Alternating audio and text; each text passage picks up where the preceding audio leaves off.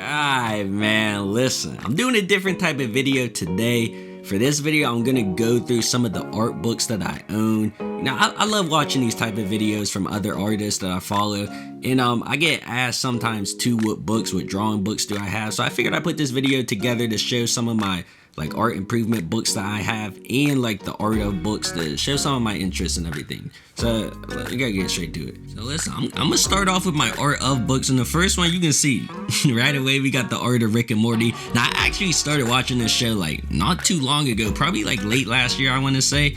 Yeah, man, I'm not gonna lie, this is a wild show. You know, but I do really like the art style, so I decided to pick up this book. This is the first art of book that I bought, like ever, I think. I don't know why I didn't start getting these earlier. They're really good because the artists like will break down the design of the characters. You can see the early sketches like on this page, the ones that didn't make it, the sketches like that. They have they show like key expressions too. This is like really cool how they show like the different emotions, like the characters in different scenarios and things like that. Recently I've been trying to do that with my art too. I'm gonna include my art in this video because I don't want to get copyright. But yeah, you can see I tried to put like different expressions on some of my characters instead of just like having a mean mug with like a straight face in every single picture. But yeah, showing the different emotions for the characters, it adds like a lot of personality, a lot of life to them. But yeah, this book includes like a lot of the universes, the settings they travel to. They travel all over the world, the side characters. You can see some of them here. They got like the sketches of some of them too. I'm really glad I actually started picking up these art of books because it just shows you like, it gives you a greater appreciation for the art because it shows you all the sketches they went through, the early ideas they had to cycle through, pick out which one works the best and everything. So, and if you really enjoy the show, it adds more to it. But yeah, there's a lot of art in this book. It's like 200 pages. They go over like everything that happened in like seasons 1 and 2, I think this was. But next up, man, I had to get this. This is the art of Spider-Man Into the Spider-Verse, if you can't tell. Listen, I'm honestly, I was super late on this movie. I watched it for the first time like a couple months ago, and nobody told me how good it was. And I'm mad, nobody told me how good this movie was, but I had to get the book because like the art in the movie is like, it's like insane. Like the artist went crazy. I literally kept pausing the movie like so many times just to look at everything, like look at the scenery, look at the characters. The artists too, I think they mentioned how if you pause the movie, they want to clip each scene to look like a page in a comic book. And it really does have that effect. They explain like all the elements and the subtle things they had to add in to create that effect, but it's crazy. I like how the book too has raw sketches. That's what I want to do in my sketchbook. Like my sketchbook, you can see right here, there's a whole bunch of finished work, like line work, colored in and everything. I want to put start including raw sketches in my sketchbook. Just make it look a little bit messier, have early ideas and stuff like that. That's what I want to do for it. But this book, the art is just, it's insane. I was never super into like the comic book world and everything, but yeah, I had to pick this up. This was crazy. Next up, you might be able to tell by the cover what this is, but listen, this is Soul, the Art of Soul. It's the Disney movie that came out late last year, I think it was, but man, this was the same with Spider-Man. This was another movie that I had to keep pausing.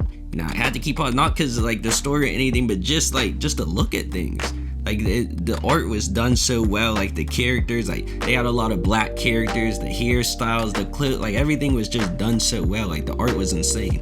You can see a close-up of my guy right here too. I just like how they designed him, how like stylized he is. That's the thing, like with my art, like you can see right here, I'm gonna show examples, but I just feel like it's a little bit too serious sometimes. I want it to have like a goofy, more cartoonish element in them. Like I want to add that to my characters. You can see some more right here.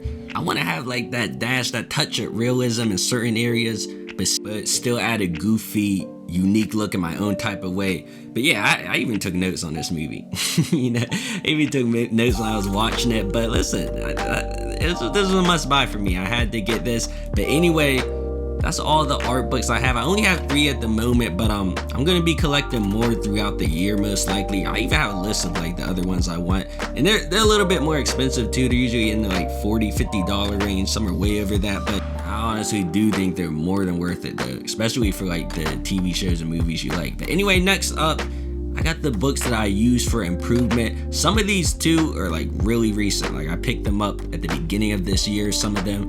I won't be going into detail for all of them. Anyway, the first book I got right here is the how to render eye-catching textures with Copic markers. I actually honestly got this book 2 years ago, I think, but I have like a really low attention span, so it was one of those things I picked up, I worked on for like maybe a couple weeks, and I put it down, almost forgot about it, but I had to come back to it because as you can see, now I've been collecting Copic markers, using them for a while if you've been on this channel, since 2017. It's like an addiction at this point, but yeah, I had to pick up this book because I don't really feel like I'm using them to the fullest potential. You know, I wanted to elevate my understanding, the techniques with them, and everything like that to enhance my art. So that's why I wanted to pick this up. As you can see, this artist has insane pieces in this book, and he'll show you like how he colors them.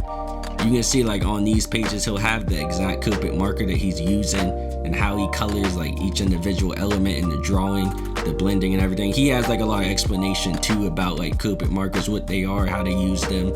I'm gonna work my way through this book for the whole year, knock out maybe like 3 to 5 pages a week in the morning, but that's what I've been doing. It's been helpful. Next up, I have the Human Proportions Figure It Out book by Hart. Listen, this was, I can't say enough how helpful this book was to me, like in the very beginning, because I didn't know anything about like anatomy, really drawing figures or stuff. This was a good book to start. It really helped me. He has like a cartoonist style too, so it was a great book just to get the basics, the foundations of drawing figures, drawing the human body.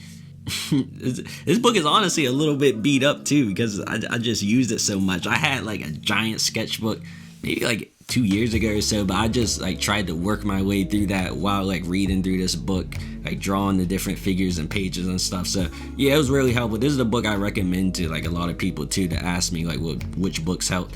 Anyway, next up I got another anatomy book. This one's by Hampton. This is the figure drawing. This is like a really popular book. I see a lot of like my favorite artists, they use it, they recommend it. So I got it a while back too, like maybe 2 years or so ago, but it honestly scared me at first. It looked complicated, it looked hard, so I stayed away from it. But you know, this year I've been working through it. You can see my sketchbook. I have some notes I've been doing like this year. Same with the Copic book. Like I'll wake up in the morning, maybe try to go through like 2-3 pages every day. So there's a lot of detail in it, and it's easier to understand than I initially thought. So I like that book a lot. Next up, I got the How to Render book.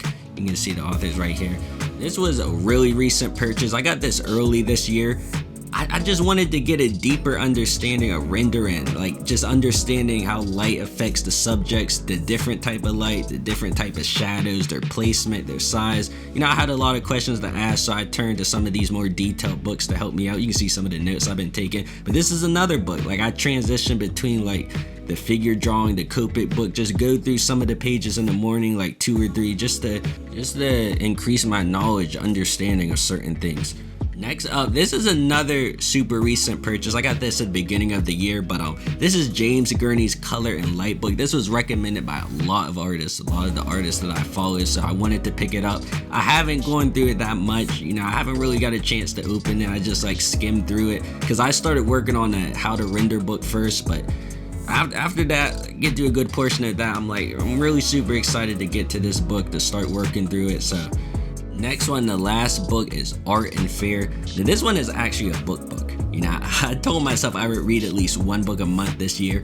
Not necessarily art related, but this one just happened to be, you know, it goes over common art issue fears that most artists go through, like perfection, judgment from others, not being able to execute what's in your imagination, why artists quit, just stuff like that. It makes you realize a lot of the fears, anxiety around creating is common with other artists, not just visual, but music, dance, theater, whatever. It was published like in 1985, I think. Maybe I could be wrong by that, but there's like no mention of social media, which has like a huge impact on art, but like most of the stuff, majority of the stuff still resonates today. So I really like this book though. Had a lot of quotables. I wrote down a lot of stuff. Anyway, I hope you guys enjoyed this video, found it a little bit helpful. I'm gonna be dropping another video this week, most likely, so please subscribe if you haven't already, and I'm out.